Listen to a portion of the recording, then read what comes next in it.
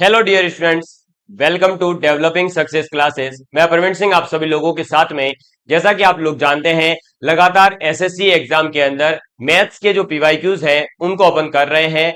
अपन ने पहला topic number system complete किया, सेकंड टॉपिक अपन ज्योमेट्री को कर रहे हैं और इससे फर्स्ट लेक्चर आप लोगों ने देख लिया होगा। आज हम इस सेकंड लेक्चर के अंदर भी ज्योमेट्री से रिलेटेड कुछ और इंपॉर्टेंट पीवाईक्यूज को करने वाले हैं और नए नए कॉन्सेप्ट को सीखने वाले हैं। आज हमारे सामने, जैसा कि मैंने आप लोगों को लास्ट वीडियो के अंदर एक होमवर्क क्वेश्चन दिया था, उसको पहले सॉल्व करते हैं। तो क्वेश्चन था कि यदि त्रिभुज एबीसी है, उसके अंदर कोण बीएसी का समद्विभाजक बीसी है, वो डी पर मिलता है। और आपसे कहा गया था कि एबी जो है वो 10 सेंटीमीटर है और एसी जो है वो 14 सेंटीमीटर है, तो बीडी और डीसी का अनुपात कितना होगा। तो देखिएगा, सबसे पहले हम क्या करेंगे, इसके अंदर हमारे पास में त्रिभुज है, उसको बना देते हैं। ये रहा हमारे पास त्रिभुज। क्लियर। इस त्रिभुज के अंदर नामकरण कर दो, ये ए बी और ये सी। क्या बोला गया है कि जो बी ए सी एंगल है, उस बी ए सी एंगल का समद्विभाजक बीसी जो है वो डी पर मिलता है ना। तो बी ए सी का समद्विभाजक है जो कि आपका ये रहा, और वो कहां पर मिलता है, तो बीसी भुजा को डी के ऊपर मिलता है, तो ये यहां पर डी नाम आ जाएगा। समझ में आ गई बात। तो ये जो है इसका क्या है, समद्विभाजक है, यानी ये और ये एंगल, ये और ये आधा आधा बराबर हो जाएंगे। समद्विभाजक मतलब समान दो भागों में बांटने वाला। क्लियर।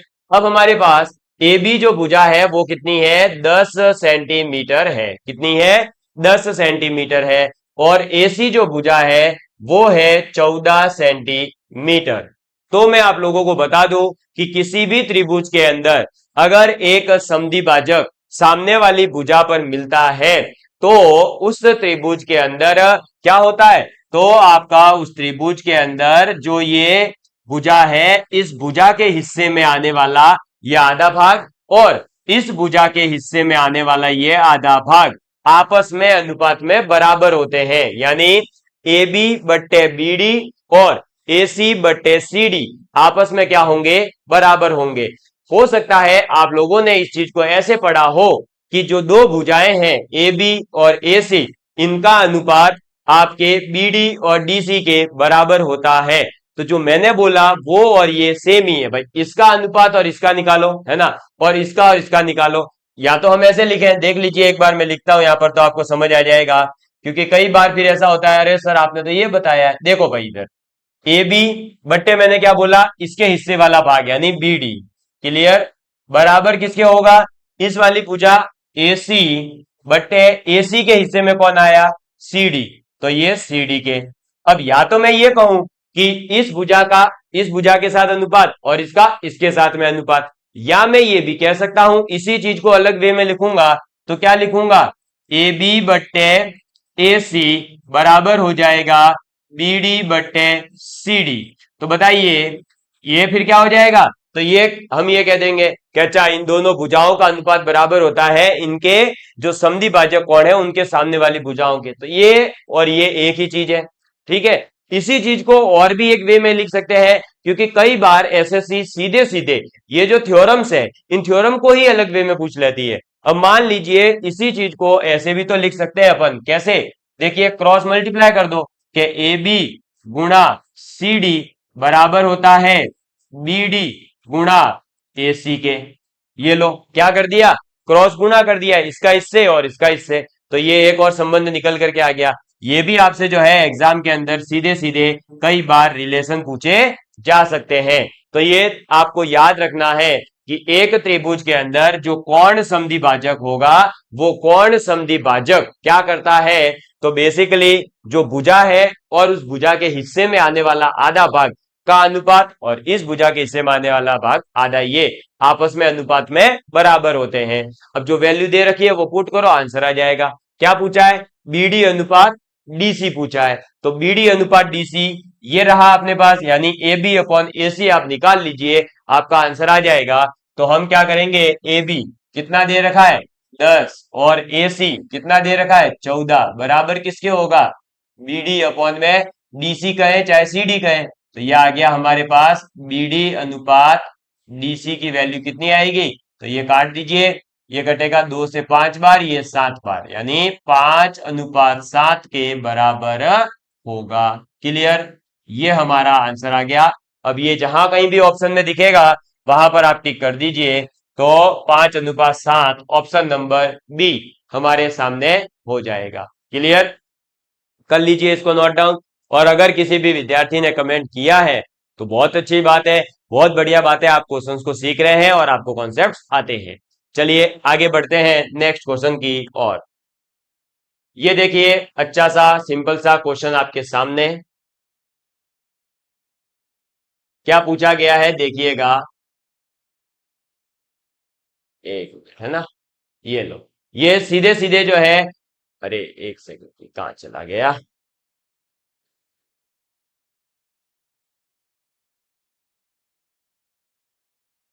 अब शांति से, एक,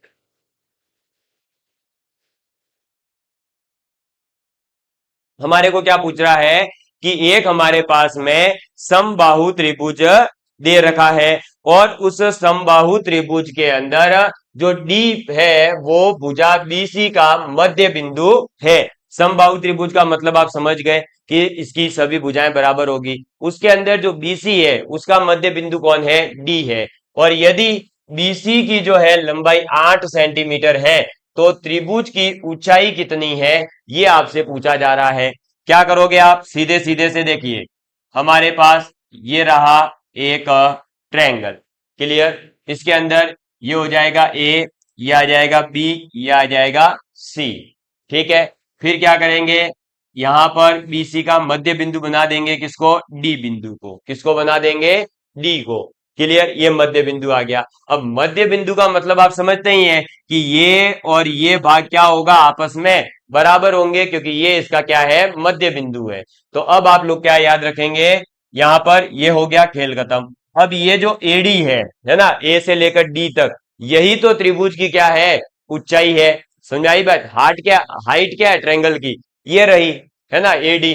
तो आपको बता दूं, समबाहु त्रिभुज की जो ऊंचाई होती है उसका सीधा सीधा एक फॉर्मूला होता है, समबाहु त्रिभुज की ऊंचाई, यानी कि इक्विलैटरल ट्रायंगल की जो हाइट होती है, वो इक्विलैटरल ट्रायंगल की हाइट कितनी होती है, वो होती है √3/2। कितनी होती है, √3/2 इंटू क्या कर दोगे, भुजा, इंटू क्या करोगे, भुजा।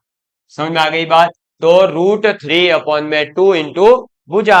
अब यहां पर वैल्यू पुट कर दीजिए सीधे सीधे से, तो √3/2 इंटू भुजा, और भुजा कितनी दे रखी है, तो भुजा हमारे पास में है, ये रही कितनी, बीसी 8 सेंटीमीटर, यानी ये जो है हमारे पास कितनी दे रखी है, 8 सेंटीमीटर दे रखी है। ये 8 सेंटीमीटर यहां पुट कर दीजिए, ये लो, ये 2 से कटेगा 4 बार, तो कितना आ जाएगा, 4√3 सेंटीमीटर।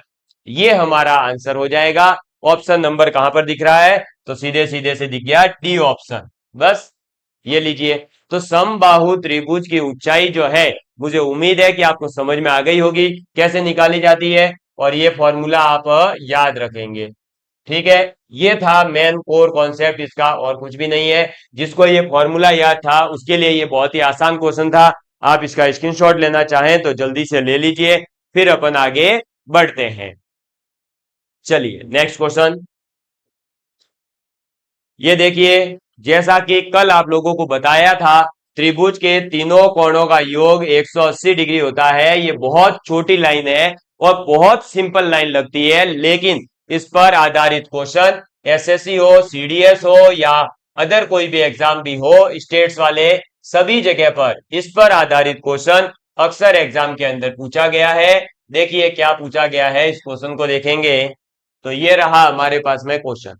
क्या कहा, त्रिभुज एबीसी, ठीक है, उसके कोण है, तो भाई वही बात है, एबीसी त्रिभुज कहें चाहे फिर ये कहें कि ए बी और सी त्रिभुज के 3 कोण है। ठीक है, अब बोला है कि ए माइनस बी जो है 45 डिग्री है और बी माइनस सी 15 डिग्री है, तो बताइए कि कोण ए का मान कितना होगा। तो यहां पर हम क्या करेंगे, हमारे पास है ए माइनस बी बराबर 45 डिग्री और एक है बी माइनस सी बराबर 15 डिग्री।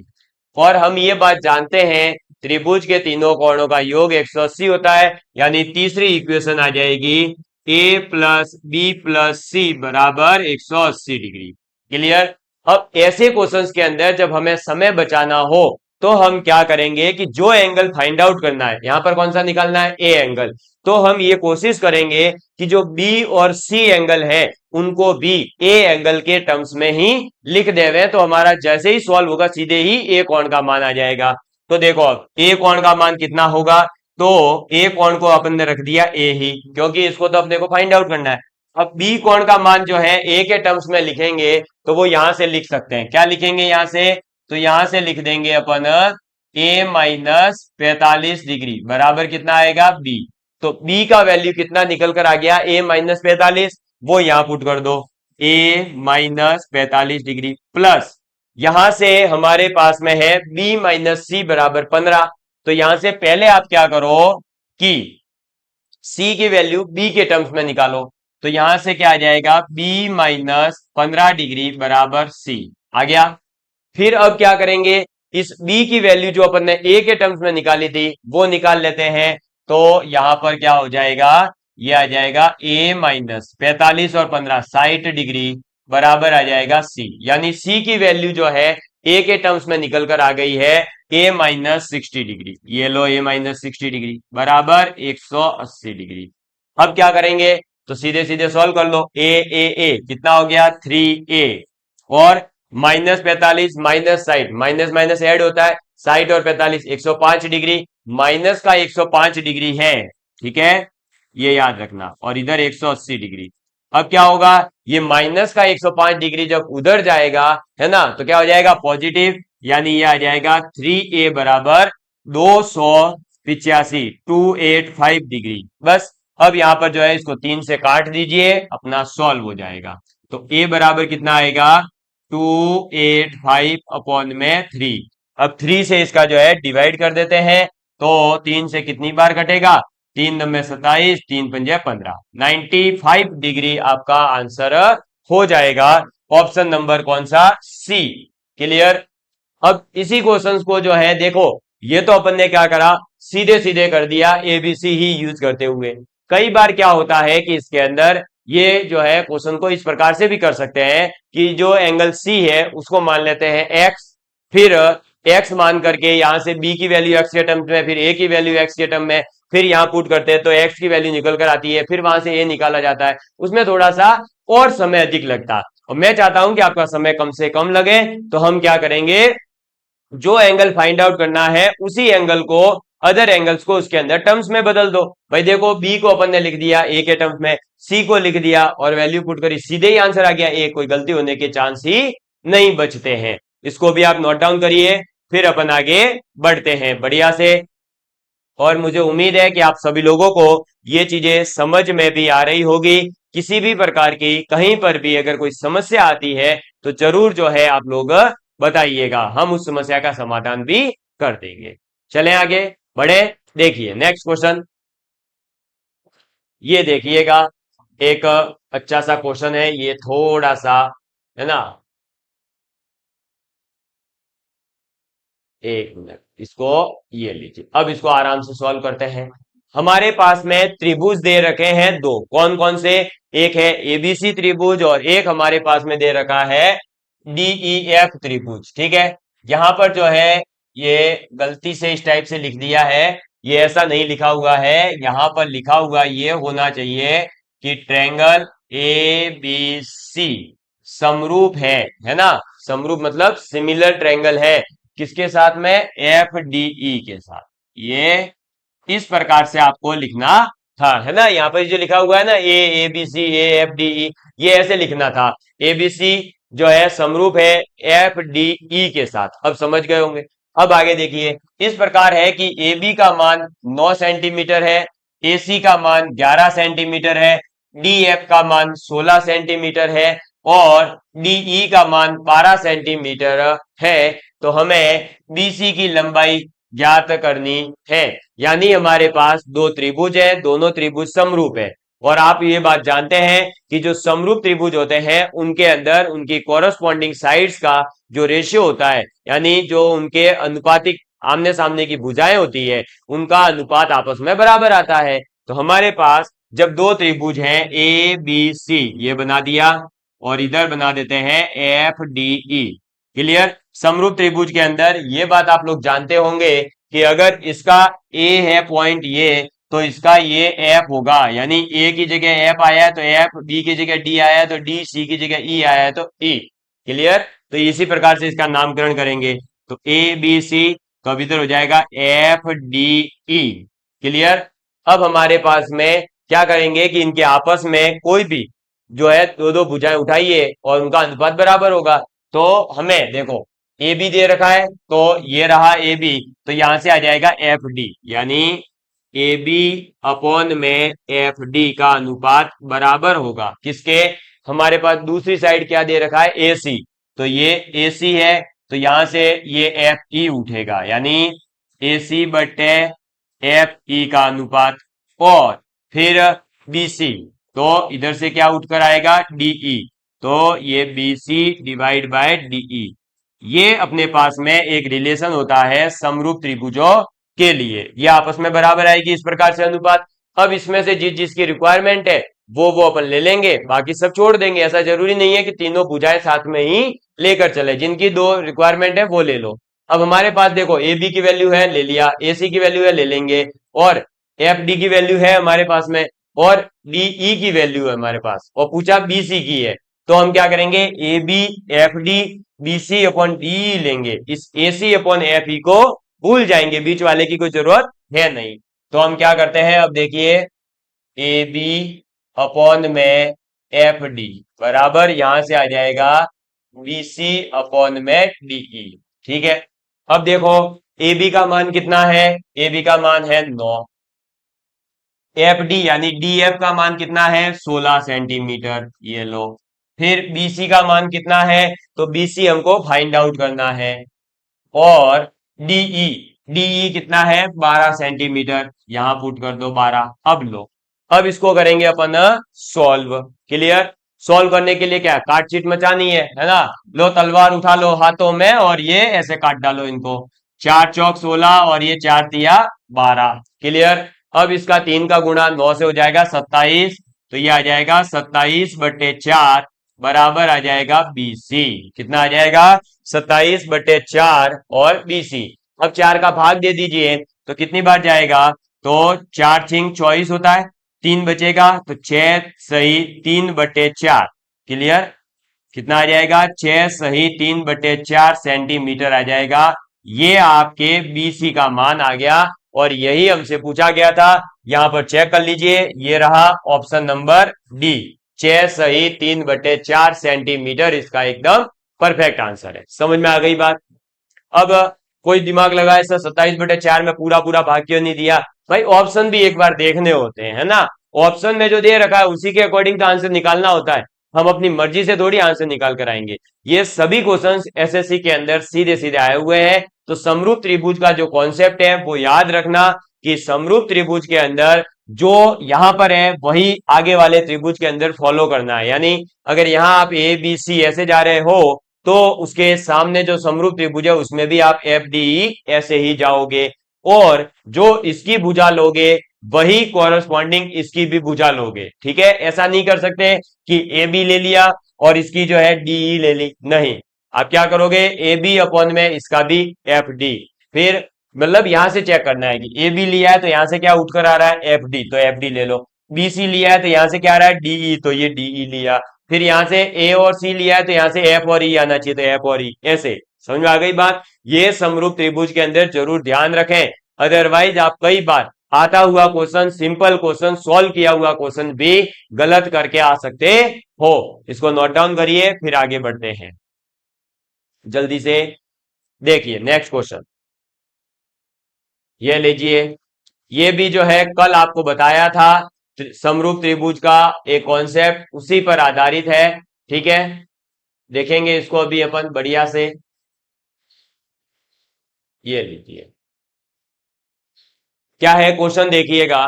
हमारे पास में दो त्रिभुज है। कितने त्रिभुज है? दो त्रिभुज। कौन कौन से है?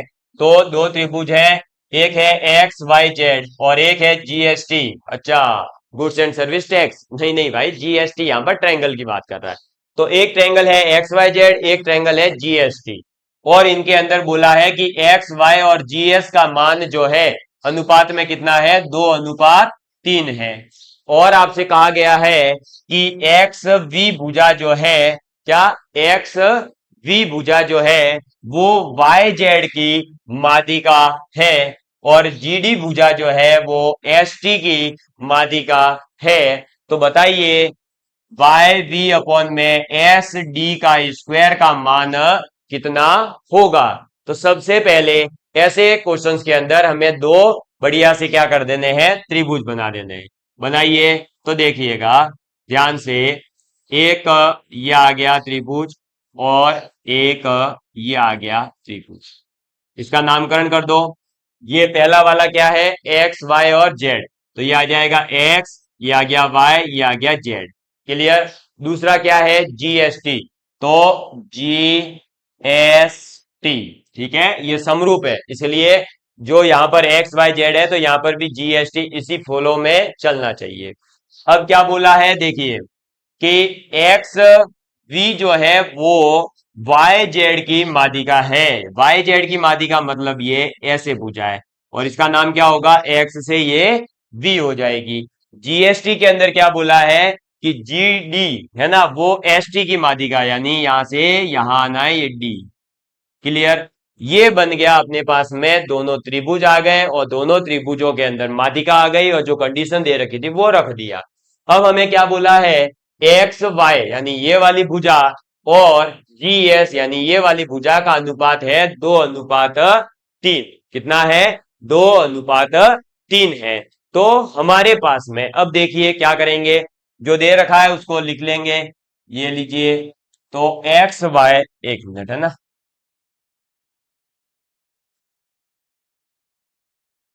एक्स वाई डिवाइड कौन सा दे रखा है? G S. कितना दे रखा है? 2:3। क्लियर? अब ये तो अपने को दे रखा है। अब अपन क्या करेंगे? तो सीधी सी बात है, देखिए आप लोग ये बात जानते हैं कि ये अगर माध्यिका है तो ये भाग और ये भाग आपस में क्या होंगे? बराबर होंगे। ये बात हमें पता है। और अगर हम जो है क्या करते हैं तो इस वाई जेड का आधा लेते हैं। क्या? वाई जेड का आधा, यानी वाई जेड का गुणा कर दो आधे से और इधर एस टी का गुणा कर दो आधे से। ठीक है, ये बराबर किसके आएगा? तो वाई जेड का आधा जो होगा वो होगा वाई वी के बराबर और एस टी का आधा जो होगा वो होगा एस डी के बराबर, क्योंकि हमें वाई और वी अपॉन में एस और डी का अनुपात निकालना है, इसलिए हम ये वाले ही आधे भाग लेंगे। तो यहां से ये निकल कर आ गया कितना? Y V divide by S D. Clear?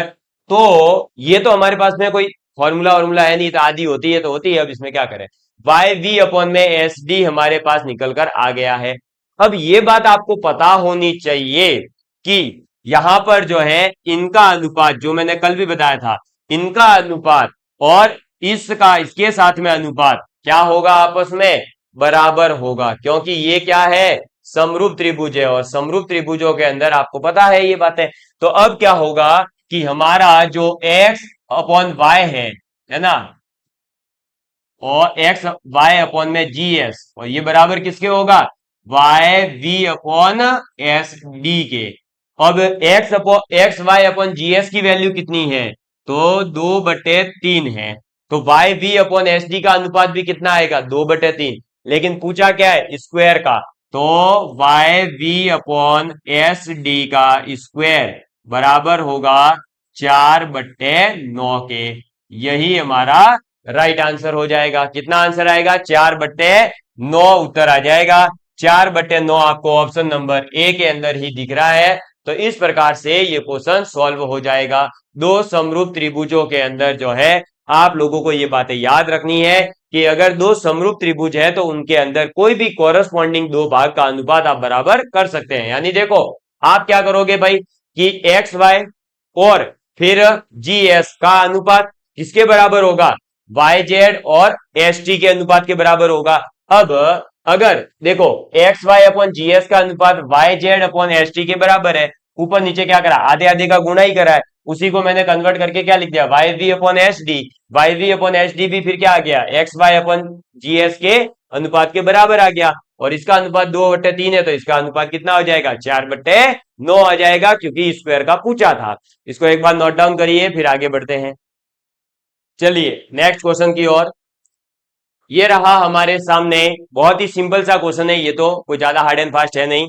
इसको भी थोड़ा सा बड़ा कर देते हैं ताकि आपको आराम से डायग्राम वाइग्राम दिखाई देवे, है ना। ये लीजिए, ये लो, क्या था क्वेश्चन, देखिए क्वेश्चन था हमारे पास ए बी सी, और ए बी सी के अंदर एक कोण कितना है, 30 डिग्री है, और ये जो ए बी भुजा है वो है 10, और ए सी जो है वो है y, और बी सी जो है वो x अपने को दे रखा है। क्या कहा गया है कि दिए गए त्रिभुज का अध्ययन कीजिए और बताइए कि बीसी की जो लंबाई है वो कितनी होगी, यानी बीसी की लेंथ आपको फाइंड आउट करनी है, यानी x की वैल्यू फाइंड आउट करनी है।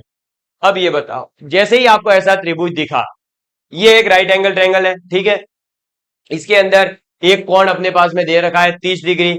आप सीधे सीधे से क्या कर दोगे, तो यहां पर ट्रिग्नोमेट्री लगा दोगे। और ट्रिग्नोमेट्री क्या कहती है कि हमारे पास में देखो ये है लंब, देखो भाई सीधी सी बात है, सबसे बड़ी भुजा तो होगी कर्ण, यानी ये तो है कर्ण, और कोण के सामने वाली भुजा होती है लंब, तो ये हो जाएगा लंब, बचा हुआ हो जाएगा आधार। ठीक है, हमारे पास में कर्ण है और लंब अगर ज्ञात करना है तो आप लोग ये जानते हैं कि देखो इंग्लिश में बता दूं, लंब यानी परपेंडिकुलर, कर्ण यानी हाइपोटेनियस, और आधार यानी कि बेस। हमारे पास में हाइपोटेनियस है और हमें अगर परपेंडिकुलर फाइंड आउट करना है तो आप लोग ये जानते हैं कि sine theta is equal to होता है परपेंडिकुलर अपॉन में हाइपोटेनियस। तो बस हाइपोटेनियस है और परपेंडिकुलर निकल जाएगा, साइन की वैल्यू दे रखी है, पुट कर दो सॉल्व, तो ये क्या आ जाएगा, साइन 30 डिग्री बराबर हमारे पास में क्या आ जाएगा, BC, है ना, परपेंडिकुलर अपॉन हाइपोटेनियस AB। बस अब साइन 30 की वैल्यू कितनी होती है, 1/2 बराबर BC की वैल्यू तो जो है x, वो तो फाइंड आउट करनी थी x, और AB की वैल्यू कितनी है 10। ठीक है, अब इसमें काटछीट मचा दो, तो 2 से काट देंगे, 2 से कितनी बार कटेगा, 5 बार, तो x बराबर कितना आ जाएगा, 5 सेंटीमीटर आ जाएगा। x बराबर कितना आ जाएगा, 5 सेंटीमीटर आ जाएगा। और ऑप्शन कौन सा सही हो जाएगा, सी ऑप्शन आपका एकदम सही हो जाएगा। और ये क्वेश्चन भी आपके आया हुआ है, बताइए, इतने सिंपल सिंपल क्वेश्चन भी आते हैं, तो ऐसा नहीं सोचना है कि हमेशा ही एसएससी जो है टॉप से टॉप ही क्वेश्चन पूछेगा, नहीं, आप अगर जो है एक एवरेज स्टूडेंट भी है तो भी आप आसानी से जो है एसएससी के मैथ्स के क्वेश्चंस भी कर सकते हैं। धीरे धीरे थोड़ी सी प्रैक्टिस करनी ज्यादा पड़ती है, और क्या बात है ना, ज्यादा जीनियस होने की जरूरत नहीं होती है, ऐसा भी कोई इसके अंदर। आगे देखिए, नेक्स्ट क्वेश्चन है आपके सामने, बहुत ही ये भी एक मतलब ये क्वेश्चन पूछ करके मेरे को लगता है कि आपका सिर्फ और सिर्फ राइट एंगल ट्रायंगल का नॉलेज कितना है यही जांच करना चाह रहे थे। इस क्वेश्चन के अंदर सॉल्व करने के लिए कॉपी और पेन उठाने की जरूरत नहीं है। देखो कैसे क्वेश्चन है कि यदि एक समकोण त्रिभुज, क्या बोला है, यदि एक समकोण त्रिभुज है और उस समकोण त्रिभुज का एक कोण अगर 35 डिग्री है, कितना है, 35 डिग्री है, तो बताइए अन्य कोण जो है वो क्या होंगे।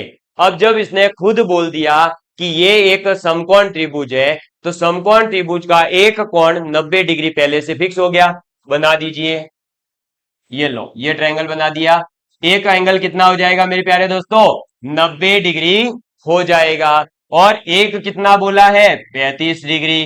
ट्रायंगल के तीनों एंगल्स का सम कितना होता है, 180। 180 में से 90 और 35 ये हो चुके हैं, तो बचा हुआ एंगल ये कितना होगा, 55 डिग्री होगा। बताइए, यही तो पूछा था, तो जो दो अन्य एंगल है वो कितने होंगे, 55 डिग्री और 90 डिग्री। बताइए इसके अंदर पेन चलाने की भी जरूरत पड़ती क्या, ऑप्शन नंबर सी आपका एकदम सही उत्तर हो जाता। इतना सिंपल क्वेश्चन भी एसएससी पूछ सकता है, सिंपल सा क्वेश्चन है, क्या था, एक ट्रायंगल है जिसके अंदर एक कोण 35 डिग्री है, तो दो अन्य कितने होंगे, तो एक 90 डिग्री होगा और एक 55 डिग्री, बस। ठीक है, समझ में आ गई बात। चलिए नोट डाउन करिए, अब इसको भी आप नोट डाउन करना चाहें तो जल्दी से आगे बढ़ते हैं।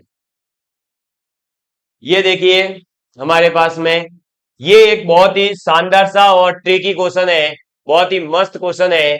इसको अगर आप जो है सॉल्व कर लेते हैं, है ना, तो मैं आपको मान जाऊं भाई। इसके अंदर थोड़ा सा ट्रिक वाला जो मैं फॉर्मूला बताने वाला हूं, उस फॉर्मूले का यूज करना होगा, तभी ये क्वेश्चन जो है आपके सॉल्व होगा। इतना सिंपल क्वेश्चन है। देखो क्या है, पूर्णांक मानों की भुजाओं वाले त्रिभुज का परिमाप अगर 13 के बराबर है, यानी परिमाप जो है वो 13 दे रखा है, तो आपसे ये पूछ रहा है कि ऐसे कितने त्रिभुज बनाने संभव है।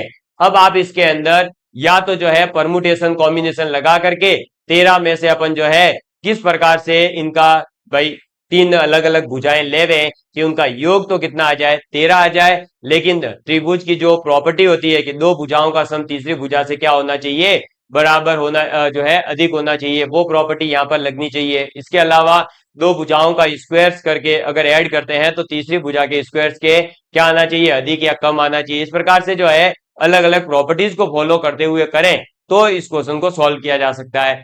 पर मैं इस क्वेश्चन को सॉल्व करने के लिए सीधा सा आपको ट्रिक बता रहा हूं, और वो ट्रिक क्या कहती है, देखिए जब भी ऐसा क्वेश्चन आएगा तो आप क्या कहोगे, नंबर ऑफ ट्रायंगल।